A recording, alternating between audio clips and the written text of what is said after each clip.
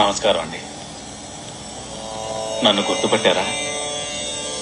15 ఏళ్లకు ముందు కాశీలో మీరు ఆశీర్వదించారు. తర్వాతే గొప్పవాణ్ణి అయ్యాను.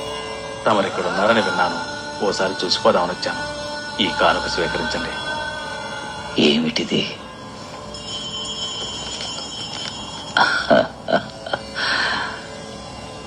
దీనివల్ల ఈ చేయడానికి ఏం ఉపయోగం? సర్వం తెలిసిన మీకు నేను చెప్పాలా? ఈ లోకంలో ధనం లేకుండా జీవించడం కష్టం అండి. ధనం మూలం ఇదం జగత్తు కదా. ఇప్పుడు నీకేం కావాలి? మీ ఆశీర్వాదం వల్ల నా ఆశలు నెరవేరినాయి.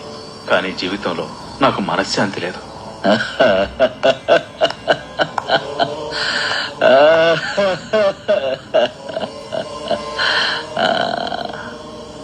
ధనమూలం ఇదం జగత్తని ఇందాకేగా అన్నావు.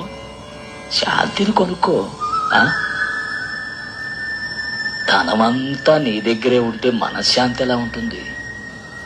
ఏదో నీకు కావలసినంత ఉంచుకొని మిగిలింది దానం చేస్తే మనశ్శాంతి దక్కుతుంది. డబ్బు దోచుకునేవాడికి ఎప్పుడు మనశ్శాంతి ఉండదు.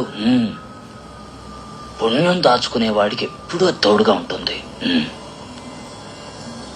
అవును, పుట్టేటప్పుడు ఏం తీసుకురాలేదు, పోయేప్పుడు తీసుకుపోయేది లేదు. ఇక దేనికయ్యా నీది నాదన్న స్వార్థం? అయ్యయ్యో, వెళ్ళు వెళ్ళు. ఇదిగా దీన్ని తీసుకుని లేని వాళ్ళకిచ్చాడు.